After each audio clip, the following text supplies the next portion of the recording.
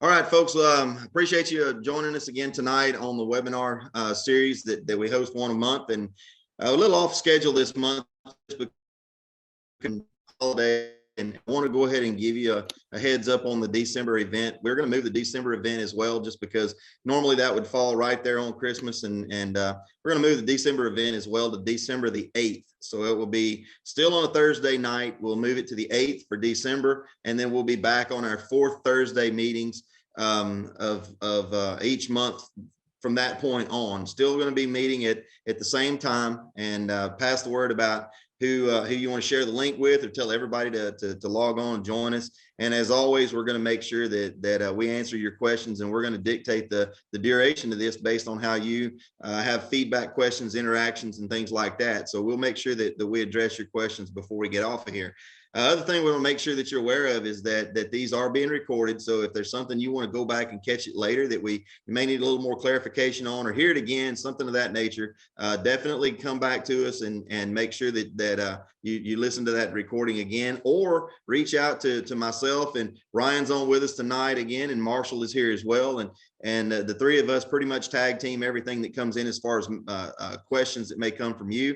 If you have a trap support question, that's definitely going to Ryan and Marshall first and foremost, and then we all kind of to step to the plate whenever it comes to answering questions about the management, the trapping techniques, things of that nature that you may be seeing in the field that we need to think about how we can make sure that you stay successful. So what we're doing is kind of giving you a little bit of information while we get everybody logged on. We're a couple of minutes after 7 now, and I want to make sure that everybody has got the chance to get on and get settled in and kind of figure out how to navigate things on there. Ryan and Marshall is going to help out tonight with watching the chat feature on the Zoom link. So that's the way we're going to have questions come in.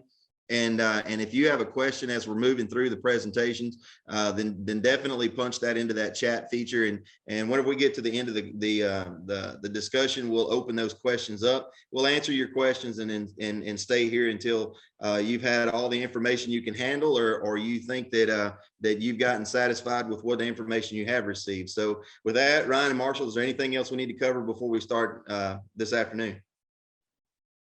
Looks good. Ready to roll? Okay, so what we're going to do right now, we're going to go ahead and get all this kicked off. First thing we want to do is we're going to cover a few things here with upcoming webinars. You can see there on the schedule there that what we have coming up in December. This is something that we right now are seeing a lot of questions come in about pigs that seem to be a little bit slow coming to trap locations. And that's whenever we start looking at our natural food availability, it's a mouthful there, that makes perfect sense. We have a heck of a lot of hard mass and soft mass production, acorns and persimmons and things of that nature, as well as a lot of wildlife feeders that just providing an overwhelming abundance of food right now. So it may be a little bit slow to see pigs coming to trap sites, and which is perfectly understandable. But what we want to make sure is that whenever those food availabilities start to decrease, that you've got all the tips, the tricks, the techniques, and the camera usages all ready to roll whenever those pigs start to cooperate again. So definitely tune in December. Again, that's going to be on December the 8th, same time as we do all these webinars. So make sure that you put that on your calendar.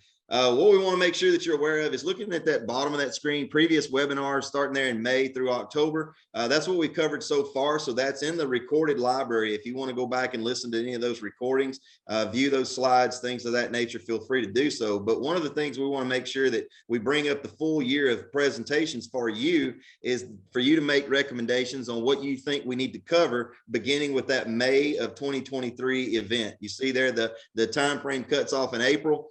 So we need to start putting that calendar together for what's coming up later. And we definitely need your feedback as we're going through there. So without further ado, what we want to do is we're going to come into this one tonight. We're going to talk about, you made that catch. Once we've got those pigs in the trap, what's happening next? A lot of times Ryan and Marshall and myself, we get calls and it's after the fact that, you may have been using another technology, another type of trap, and you're accustomed to catching 3 or 4 pigs at a time. And whenever you pull up to the brig at daylight one morning and you're looking at 25 or 30 pigs in a trap, it's like, oh, dang, what do we do now? So we need to kind of cover some of those things about what we can and can't do whenever we do have that catch. What's the next phases, the next steps in that process of pig management situation that you're facing. So What we're going to start out with tonight, the first things first is always, we need to think about the legal options that are there. What are your legal options? So obviously we have now about 35 states in the United States, 36, somewhere along in there, that have pig populations that are in breeding situations. There's enough pigs there that can sustain themselves. So what we need to think about there is that there are 35 or 36 different states that may have different legal requirements or obligations of you, the trapper or the land manager, of what you can and can't do with regard to those pigs after the catch. So we need to think about those legal options. When we're thinking about those legal options, it's always good for you to reach out to one of two regulatory agencies, and it doesn't hurt to touch base with both of them.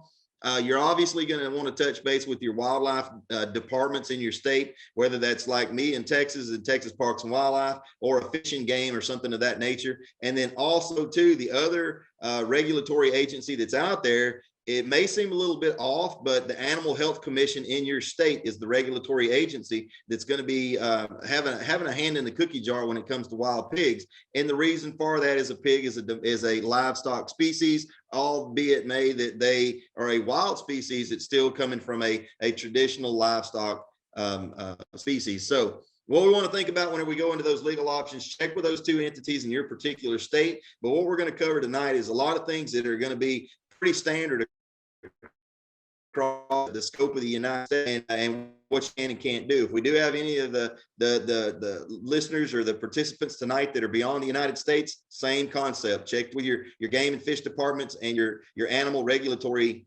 agency where animal health is concerned. Or it could be even in some of your South American countries that it's your Department of Health that may cover wildlife, domestic livestock, and humans all in the same office. So without further ado, we're going to step into the next part is, can you transport live wild pigs in your state? So whenever we get to the trap, some of those states may say that they have to be dispatched right there at the trap site. So we need to answer that question really, really quickly, because us at Pig Brig, Ryan, Marshall, and myself, we get asked all the time is, can we move those pigs? And there's 3 states that come to mind really quickly that do have possibilities for you to move those pigs alive, and those are Texas, Oklahoma, and Florida. Then whenever you think about California, there is a permitting process to move live wild pigs in California. So you need to make sure that you check those boxes in that permitting process, because it can be confusing at times, but you just need to make sure there's a perfect understanding before you have a misunderstanding. So transporting any other states other than those ones that we just listed, transporting a live wild pig is not legal. So whenever it comes down to that next question, can you release? Well, the question is why would you want to release? The thing that you need to answer or ask yourself is, if I'm holding a live wild pig in the trap and release is in my mind, the thing you need to think about is transportation. If you have to touch a public roadway, whether that be county, state, or federal roadway, then it is illegal to re-release those animals because the transportation was illegal. Now, if you catch those pigs on a particular piece of property and you say, okay, I just want to take out the big animals and I'm going to release the little animals, can you do that? Yes, you can. You can release those animals as long as they do not leave that property with regard to a re-release. Now, whenever we talk about re-release, it's still something that's not recommended. But if you do not touch those public roadways and you have some reason to want to re-release captured pigs on that particular property where they were captured at, then you are able to do so. Are you required to dispatch the pigs in the trap? Whenever you go to those traps, that's what we just talked about, the re-release on a given property. Whenever you walk up to that trap, if that's not what you want to do and you're in one of those other states other than the 4 that we named earlier, then you are required to dispatch those pigs in the trap. All right. When are we talking about dispatching those pigs?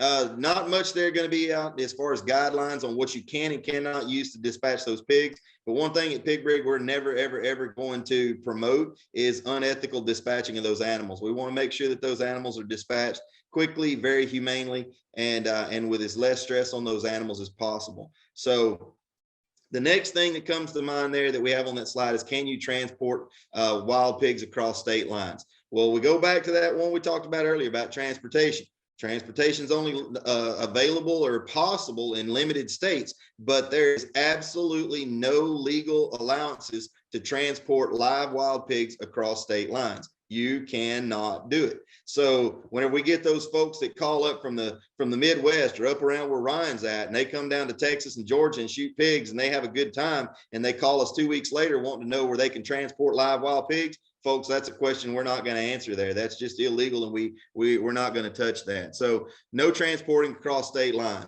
All right, so we're going to move on. Proper carcass disposals. And why do we want to dispose of those carcasses in the proper way? Well, we need to think about the legal options again. We want to make sure that that legal consideration or concern is first and foremost in your mind with regard to anything that we do with pigs or other wildlife, other wild species.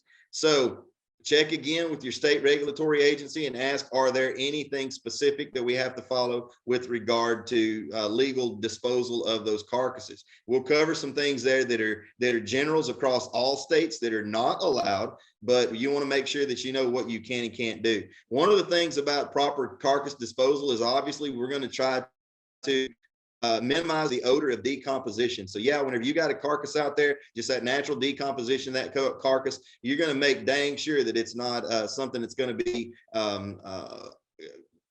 not going to be floating in your direction, I guess, if you want to call it that. So we want to make sure that we're trying to minimize that odor of the decomposition. And then we want to make sure that we're trying to, in some form or fashion, to mitigate possible disease or diseases that those pigs could be harboring. So just because a lot of those diseases are found in the body fluids and things of that nature, right after dispatching of those animals, then we want to make sure that we try to do as best job as we can to minimize the contact that other animals could come with that bodily fluid, and specifically your companion dogs, your companion animals.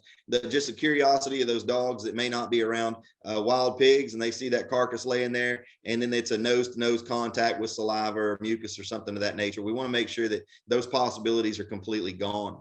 Then obviously there's other environmental considerations that we need to take into consideration with regard to water and other soil types and things like that, where we can have that decomposition process moving through the soil or into the water readily if we dispose of those carcasses in an improper fashion. So a few things that are there that we want to consider in that disposal process. Now, one thing that is not legal, no matter where you're at, we cannot dispose of carcasses in a waterway, creek, river, lake, stream, whatever you want to call it.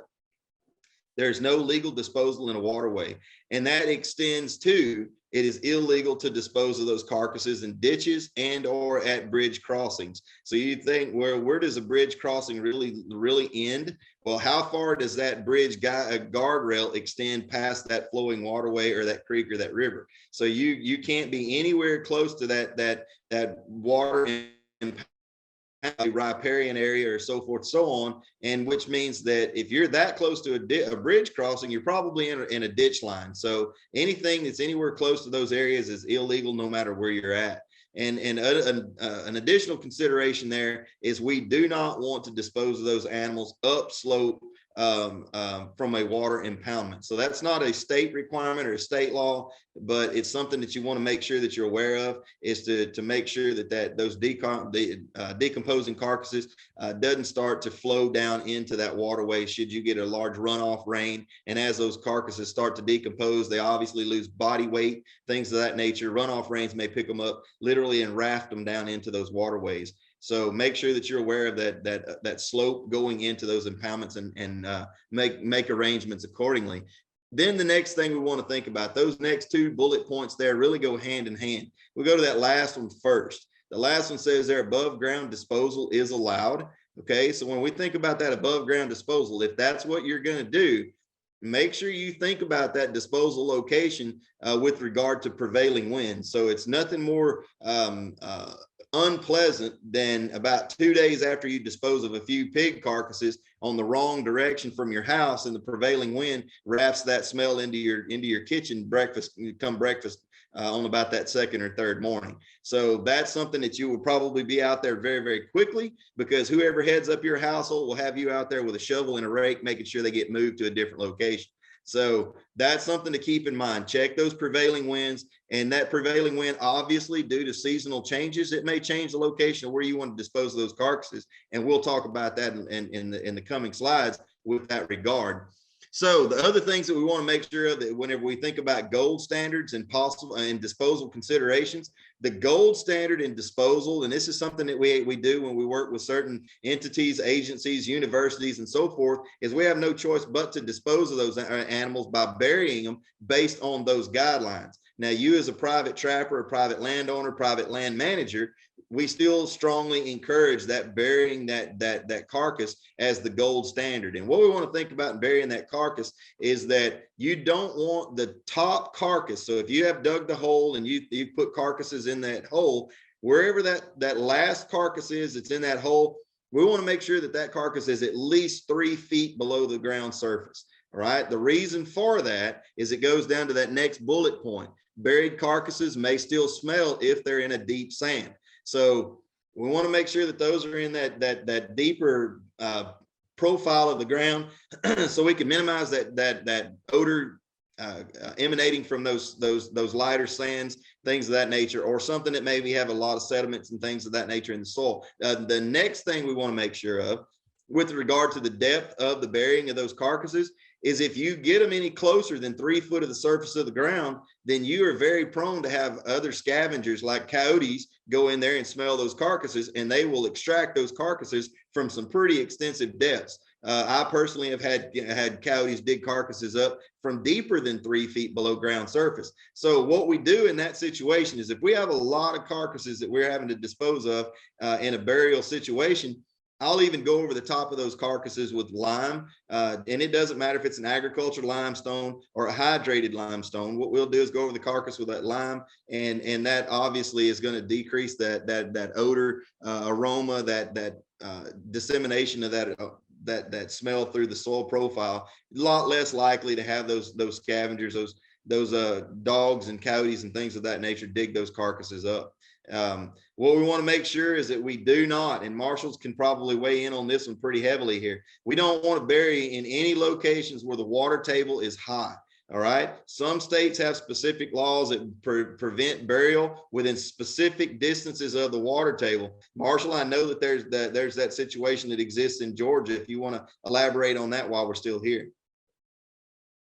Yeah, it's in Georgia, it has to be 6 feet deep, but 8 foot above the water table.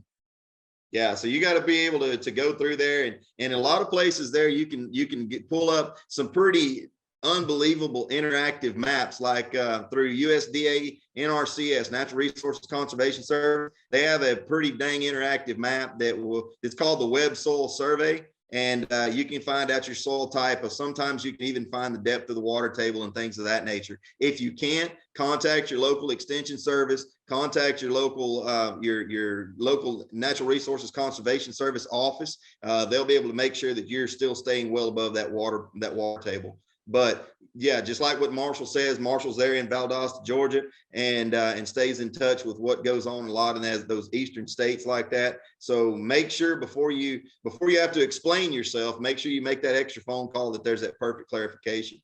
But so other states, maybe not so restrictive, but in those places, especially where they have sandier soils, and I know a lot of Georgia's got some pretty sandy soils, pretty easy to percolate through those sandy soils into that water table. Also, a lot of places like that, it's pretty flat, so there's not a lot of way that decomposing carcass can do anything other than float down into that deeper into that water table. So keep those in mind as you think about digging that hole, how deep that hole needs to be, how many pigs can go in that hole, and then making sure that you stay above that water table. Okay, the other surface disposal considerations. We want to use a consistent small area to dispose of the carcasses. And the reason why I say a small area is because you're going to have scavengers coming in there feeding on those carcasses and things of that nature. So if they're going to be over a large area, one of the things that kind of is frustrating, and it's happened to me multiple times, is as those scavengers feed on those carcasses, they're going to scatter the bones and things like that in a pretty large area. They're going to move it on further out from that original area. And it's nothing more frustrating than to be riding across the field on a side-by-side and have a bone run up through a tire that a scavenger has pulled out. So we want to try to keep those carcass areas pretty tight, pretty concise. Other things too that we want to still try to do is minimize the access of those carcasses from other species like your cattle and your horses, sheep and goats and things like that. But again, too, we want to think about with regard to what we made mention to earlier with wind direction, prevailing winds and things like that. These small areas may need to change on you unless you can figure out where one is going to be conducive regardless of the wind direction. But other things that we need to think about. We do have a lot of people out there, a lot of y'all out there are extremely good at using your pig brig, and it's not uncommon to have very large catches. And sometimes you have those large catches and you don't have the hole dug yet. You have no choice but to dispose of those carcasses on ground level, which is perfectly okay, perfectly legal with a few considerations in mind. But whenever we start to dispose of such an overwhelming number of animals on the landscape, there is going to be so much food available for those scavengers to try to decompose for you, that those carcasses may lay there and render for you for a long time and be unpleasant. So to make sure that those carcasses is decomposed as rapidly as possible, what we would recommend is if you have those large catches that you're disposing of, go ahead and open those carcasses up. That way, all the scavengers that are in the area have a quick and easy access to the internal components of that animal, the internal tissues and organs and things like that, that they'll be able to dispose of them as quickly as possible. Also, too, it gives quicker access for the flies to get in there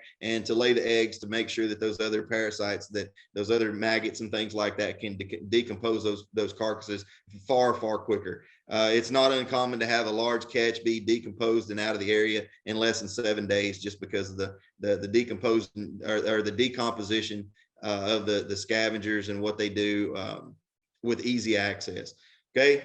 No disposal of carcasses upslope of a water body. We've already talked about that, and that's something that we can't stress enough. You want to make sure that you dispose of those carcasses where we definitely keep those carcasses out of that water flow, out of that drainage. Those recharge areas from your stock ponds and things like that you're watering your livestock. So make sure you keep them in areas that are conducive to decomposition and not runoff. So this is pretty much going to be where we're just going to kind of wrap some things up tonight. It's going to be a little bit shorter on the presentation side of this.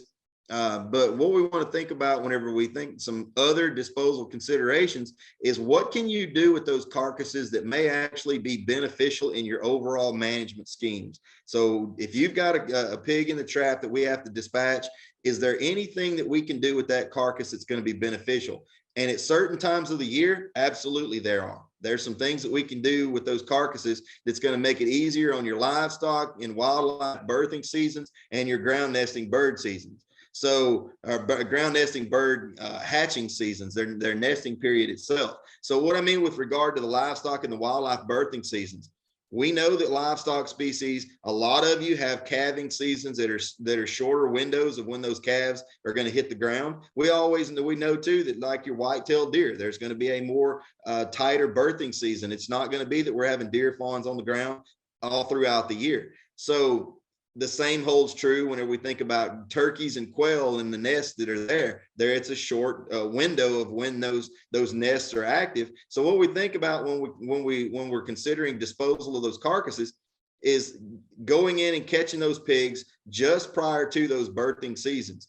Whenever we think about catching those pigs prior to birthing seasons, we know that those scavengers, like those vultures and those coyotes and things of that nature, have typically honed in on some of these young species, the young of the year, to as a food source. Well, if we take that carcass and we dispose of that carcass on the surface of the ground, away from where we expect from those birthings to take place, you're going to refocus the attention of that scavenger, whether that's a coyote, a feral dog, or a vulture, on those easy carcasses. Those easy carcasses doesn't have a mom trying to keep those animals off of those babies. So they're going to go gravitate to those easier feedings, those easier meals, to where those pigs are, and focus on that, allowing those young to, whether that's kid goats or lambs or cattle, or it could be your turkey poults, to get on their feet, to be able to move and to stay out with that ahead of those pigs. So there's definitely some things we can do with regard to disposal of those carcasses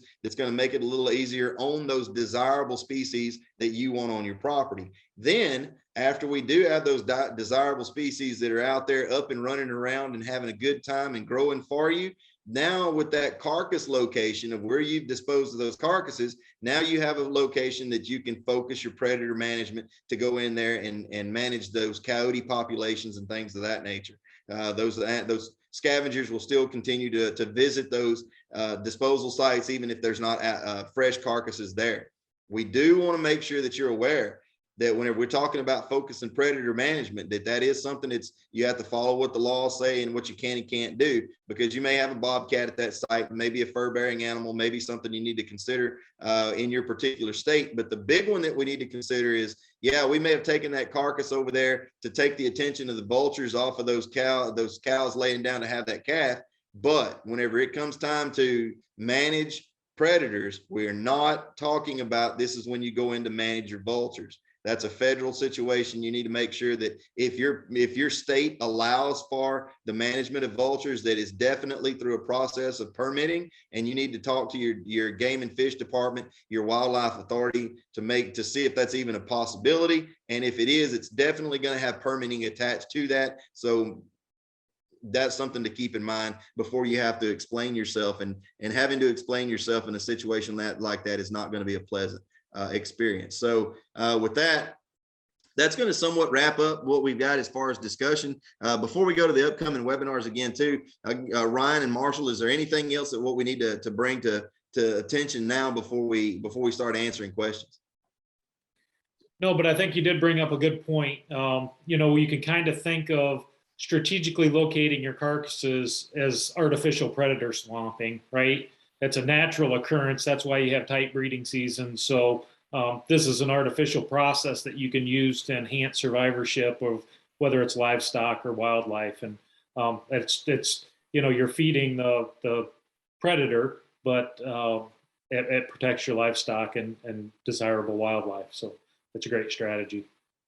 Right. And that's one of those things that's what we want to do. Whenever you call in and talk to Ryan, Marshall, or myself, we're going to ask you a lot of goal questions about what you have for your property, whether it's under wildlife or it's under agriculture or livestock predominantly, or is it a combination property, livestock and wildlife? And we're not going to make recommendations until we know what your goals are, to know how those recommendations need to fit into what your management strategies and operation already includes. So Marshall, anything else? No, that's pretty good. With that, then what do we have as far as regard to questions that we need to address? Right now, there's no questions on the chat. So if people have questions, go ahead and type them in there in the message area, and we'll make sure we get them answered to the best of our ability tonight. And if we don't know the answer to it, like always, we'll get your information and we'll call you back with an answer. Absolutely.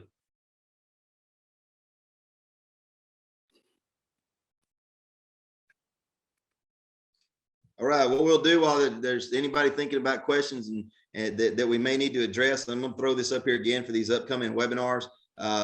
Again, December is going to be something you really may want to tune in for, because we're going to go over that hump of a lot of wildlife feeders that are out there going to be turned off. A lot of that mass production that's on the ground right now is going to be either picked up by that time, or hopefully these fall and early winter rains will spoil what's left on the ground. And that way those pigs become a lot more compatible at those trap sites, where we start seeing those numbers exponentially increase all the way through spring green up. So you want to make sure that you pass the word on the December event, because we will be talking about your traps, techniques, and cameras. So that's something to ask some questions on. I expect a lot of questions in that particular situation, because every region of the country is going to have different things that you need to take into consideration to increase your success rate on removing those animals. So with that, any other questions or any questions at all? We had one come in here. Ken Miller had asked, what about burning carcasses?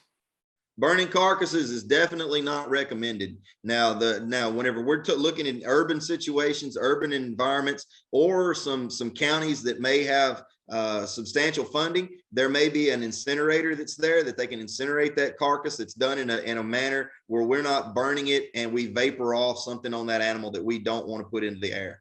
We don't want to. It would take a lot of fuel. It does. And to burn a carcass, it takes a heck of a lot of fuel to be able to get that carcass hot enough to be able to completely dispose of that carcass through burning. And then if you don't, if it's an incomplete burn, then now you're gonna smell decomposing carcass and burnt hair. So it's going to be pretty nasty on you if it doesn't happen. But no, another thing too to think about on your carcass burning and all, if we're looking at their typical catch in a pig brig, which could very well be north of 15 animals in a pig brig, you would have to have one pretty amazing bonfire to be able to burn that number of carcasses to be able to completely eliminate that animal.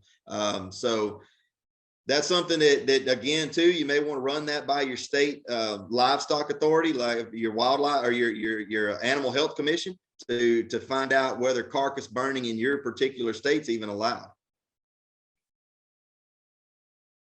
Any other questions on the chat? I see a couple more maybe popped up, or I see a couple more comments anyway. Yeah, just generally, just appreciate everybody coming out tonight. You know, we put a lot of time into these, and we want to make sure we get you guys information that's relevant to you and is interesting. So, like Aaron had said, you know, we've got April knocked out, but after that, it's pretty well wide open. So, if anybody has suggestions, you can, you know, email them in at info@pigbrig, or give us a call, text us, whatever you need to do. But you know, we're spending this time for you guys, so we want to make sure that the information is interesting and relevant. So any suggestions you have would be great.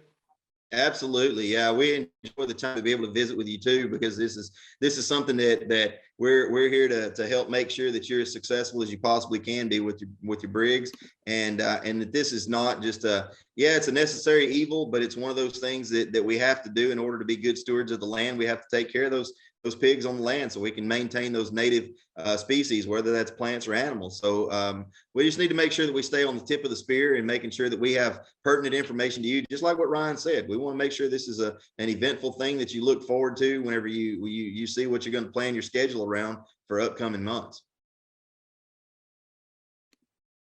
Anything else? Thank you, Jeanette. Yeah, that's awesome. Congratulations. Jeanette said Pig Brig is the best trap ever. We've caught over 60 hogs this year. Yeah, and that's pretty amazing. That's what we were talking about, Jeanette, on the before everybody logged on. We get a chance to visit with each other to discuss what's going on, and it's pretty amazing at how many people across the country right now are knocking on that 100 door, and some folks that we were discussing there is literally Marshall. What's he knocking? Somewhere 800 now. That we've got a couple of them that are looking at 800 pigs in a trap in the year since 2022 started. So y'all have been putting these brigs to get to work, and it's doing some great things, and we're hearing the success stories, and that's what literally lights our fires whenever we hear those success stories from y'all, that what you're able to do with those brigs is pretty amazing to do exactly what we just talked about, and reintroducing or enhancing the native species into those areas. That's definitely what we're here for.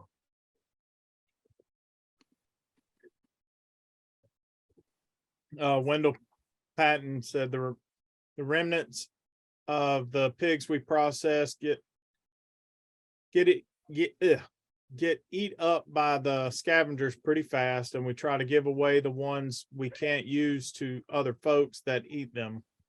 Yeah, and hey, and that's a good thing, Wendell. I'm glad you brought that up. Marshall, you may want to hit on what they can do with regard to those carcasses and giving that to public entities there, especially where you're at in Georgia. In Georgia, to be able to do that, there's two ways of doing it. One, you have to have a license from the USDA. In Georgia, it's a $45 license, which allows you to transport pigs alive to a licensed processor that can perform a pre and post-mortem inspection on that animal. Once it's cleared, the test takes 2 weeks. Once it's cleared, they'll process it. Then you have the option of selling or donating the meat. The other option is if you know that the family can use the meat, you contact them, say, hey, the trap's in catch mode. When I call you first thing in the morning, You be here at my house or be in your yard. I'm gonna pick you up. You take them to the trap, let them shoot the pig, and then either like in my area, I'll pick them up, take them, let them shoot the pig out of pig, let them shoot it. I'll pay for it to be processed. So that way they can consume that animal themselves. What that does is that saves you from any kind of liability of if they undercook that animal, or they get sick off of that animal, you don't catch the backlash from it. Yeah. Yeah. And that's one of those things that Georgia, that's a pretty extensive process that you may have to go through there, but that is definitely for public safety, public health. Other states that are out there, like where I'm at in Texas, we cannot donate the meat anywhere to a public entity because it's not state inspected. So if you know somebody down the highway that where I'm at in Texas, if you know somebody down the highway that could definitely stand some meat in the freezer and you want to donate it and it's a private donation, then that's between you and that receiving family. But other places around, again, you want to make sure that you know what the state allows you to do. Myself, yeah, I mean, I'm sure everybody is well aware of Bluebell ice cream, and I treat pigs kind of like Bluebell ice cream. I eat all I can and give away the rest. So that's something that we definitely try to enjoy the animal as much as we can. Makes pretty good barbecue material. Oh yeah. Anything else before we wrap things up tonight?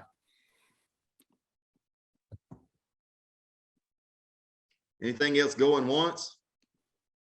Going twice? All right, folks, we do appreciate it. Thank you. We want to make sure that everybody hears it from the Pig Brig people, Pig Brig staff. We definitely wanted y'all to have a very, very safe, very enjoyable Thanksgiving. Spend it with your family. Enjoy time. Don't tell too many lies around the table. Make sure that you keep them all within reason.